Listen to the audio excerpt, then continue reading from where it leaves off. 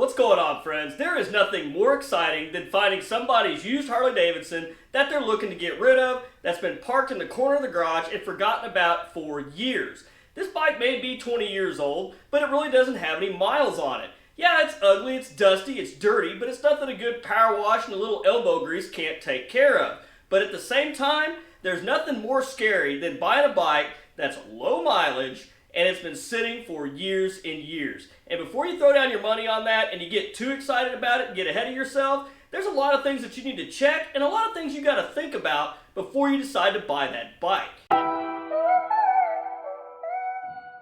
So let's say you're out garage sailing with your wife or something, and you're at a garage sale and you look in the corner and you see somebody's dusty old Harley that's basically been forgotten about.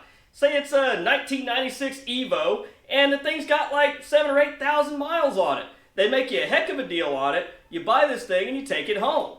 Now I already know what you're thinking as soon as you get that bike home. You want to hear it run, but stop right there. Before you do anything, you're going to want to give this bike a good bath.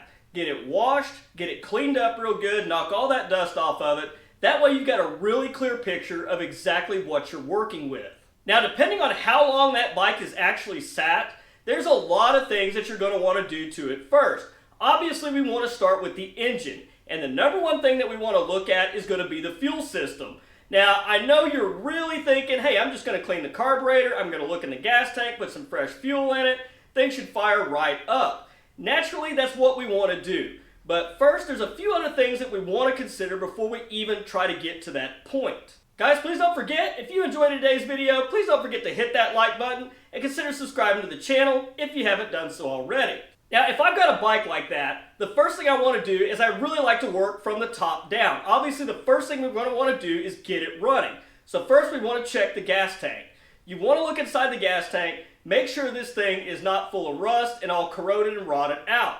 Because we know before anybody parks a motorcycle for years and years and years, we always change the oil, we put fogging oil in the cylinders, and we basically drain the fuel, or maybe put Stay-Bil in it, but if it's sat that long, even with Stay-Bil, that gas is still going to be bad. So number one, check that fuel tank. Make sure it's not rusted and rotted out. Even better, go ahead and flush it out anyhow, because if you don't do that, everything starts at the top, and any gunk or any crap left in that fuel tank, it's going to run right down through the petcock, into the carburetor, and cause you even more problems. So any more work that you've already done below the fuel tank, it's going to be done and over with, and you're going to have to start over again.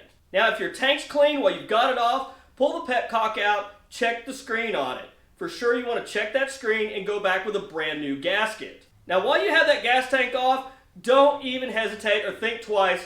Replace the fuel line on that bike. Rubber not only rots from the outside, it can also deteriorate from the inside where you can't see it. Now, obviously, moving down from the fuel line to the carburetor, you're going to want to clean the carb. We're not going to get around that. And while you're cleaning the carburetor, you can check the air filter, clean it out. I mean, even if it's a stock one, if it's got a paper element in it, if it's clean, leave it. If it's washable, wash it. And you may even have an aftermarket one on there. That's even better. That's just a bonus to what you bought. Now, while you're in the carburetor, if it's got an aftermarket air cleaner and exhaust, you want to check the jetting and just make sure that's kind of right in line with the setup on the bike as you know it there. For all you know, it may have a cam, it may have high compression, but we're really not going to go that far into looking into it that deep. The goal right now is just to get the engine running, but once you've got the fuel system cleaned and taken care of, you're probably really tempted to hit the start button. That's where you need to stop again and think about before you move forward. This bike has been sitting for years, and down on the crankshaft we have flywheels. Flywheels are heavy weights, and chances are they've been sitting in one position for X number of years. A lot more years than you would like that shaft to have been sitting in one position. I would highly recommend pulling your spark plugs, putting some Marvel Mystery Oil in there, putting some fogging oil in there, and rotating that engine over by hand a few times, making sure everything's free, and go ahead and get that crank rotated a little bit, so that way you're not just basically turning it over with the starter. Now, this is kind of a judgment call on your part. I would highly recommend, before you fire that bike for the first time, to change the oil in it. Put clean oil and filter in it, because it's probably got old oil in it that's umpteen years old. Oil does collect moisture, even sitting in the crankcase, so it's not a bad idea to get some cheap oil and a cheap filter to put in there just to get the bike started and running with. Now, you do all those steps you're already going to be ahead of the game. You've got a good running motorcycle, hopefully. Hopefully it fires right up, little dial it in, maybe check your timing on it, make sure everything's good to go from that point forward. Now, moving forward, before we actually get into riding the bike, I can tell you right now, it is to your benefit to go through and replace every rubber hose on that motorcycle. Now, once you do that, we can pretty much guarantee the engine's going to run, it's going to be good. There might be some problems later on down the road with leaks, but that kind of tends to happen when they've sat for so long and they haven't been run. Those gaskets are pretty much old and crusty. Just kind of one of those little things you're going to have to deal with. Now, the next thing that we really want to look at, we've got it running, we need to make sure the brakes work. Brake fluid does deteriorate, brake fluid does attract moisture in a very bad way. So you want to go through, and you're probably going to get lucky here, I hope you do, and you don't have crystallized brake fluid in the master cylinders and in the lines. You're going to want to disconnect those, you're going to want to bleed those brakes out. Honestly, I would highly recommend taking the lines off the calipers, running clean brake fluid through them, making sure they're free. So that way if you have any junk or crystallized brake fluid in there, you're not pushing that directly into the calipers. Once you can verify that you have clean brake fluid in those lines and in the master cylinders, go ahead and hook them up to the brakes and just go ahead and thoroughly bleed the brakes through. It's much better to find out at this point if you have sticking calipers than it is when you actually get out on your first test ride.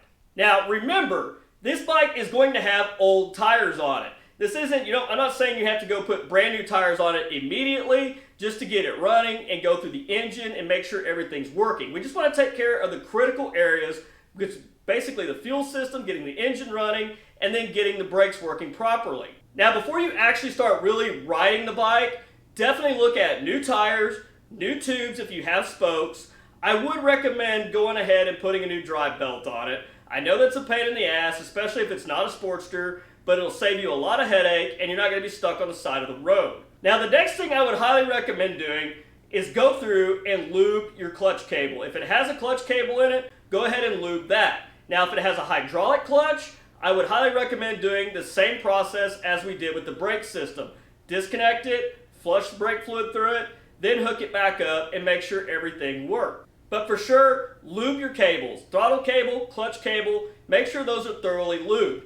This can save you a lot of trouble in a broken cable when you actually do start get out and riding the motorcycle. Now, once you've done all these things and you're ready to start getting out and riding the motorcycle, take short trips.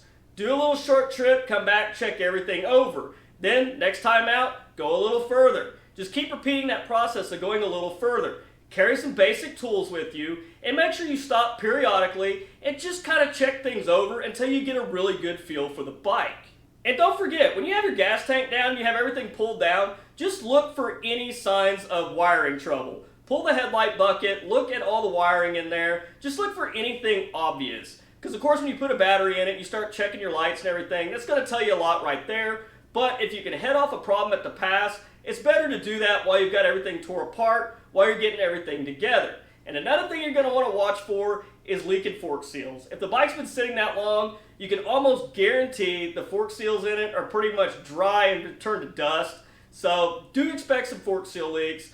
It's pretty common on the older Harleys. So guys, there's nothing wrong with buying an older, low miles used motorcycle. The thing you got to remember is that there is nothing worse on any piece of machinery, whether it be a car or a motorcycle or just about anything, than letting it sit. When things sit, things don't like to work. They like to get stiff. Transmissions stiffen up, everything stiffens up. But the more you ride it, you change all the fluids in the bike, a lot of these systems will start to come back and work properly. So guys, if you do decide to buy a used motorcycle that's older, that has a lot of miles on it, just be very cautious and be aware of what you're getting into. Be prepared to put in the time, the money, and the work to get the bike right before you really start trying to ride it. Because there's nothing worse than going out on a bike like that and getting stranded and have to come back, get towed back to the garage, and then figure out what went wrong and get that replaced. I'm not saying that it's foolproof, but it's a good way to avoid a lot of issues. But anyhow guys, let me know in the comments if you have any other little tips and tricks that you do to an older motorcycle that's been sitting for a long time that you just bought. I want to hear what you guys do. I mean, do you put gas in it, fire it up, and send it? Or do you actually go through the entire bike? But anyhow guys, that's all I've got for you this week. You guys stay safe on the streets. Ride smart, dodge those cars, and I'll catch you guys back here next week with a brand new video. Thanks for watching.